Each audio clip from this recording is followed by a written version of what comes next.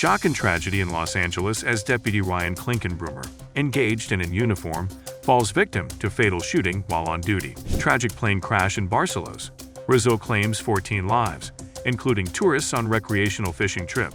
Kim Jong-un's Russia visit ends with gifts and geopolitical speculation. Secret talks between U.S. and China signal diplomatic efforts to improve relations.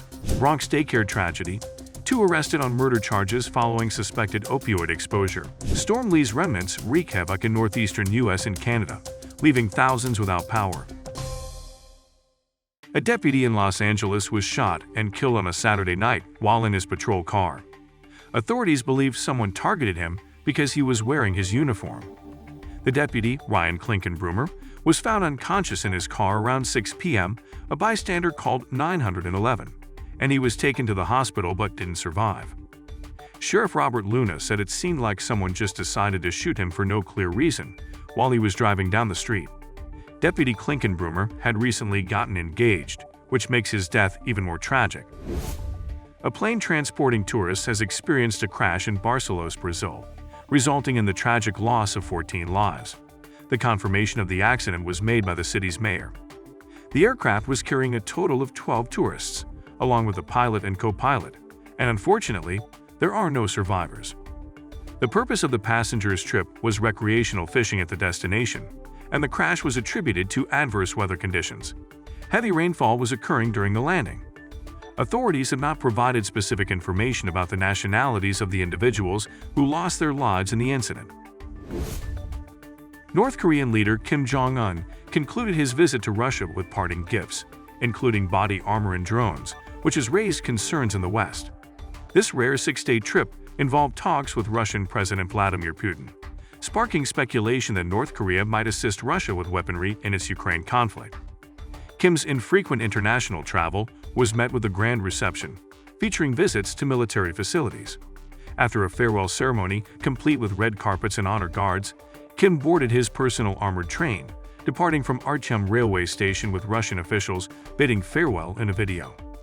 The train is expected to cover over 200 kilometers, reaching the border town of Kazan.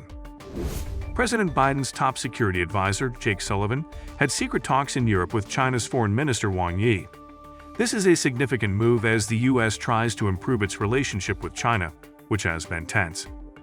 Sullivan and Wang Yi met over the weekend in Malta to keep communication open and handle their relationship responsibly, according to one U.S. official.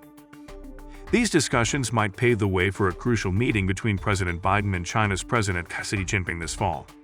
The goal is to reduce tensions between the world's 2 biggest economies, especially after recent events like the surveillance balloon issue and China supporting Russia in the Ukraine conflict.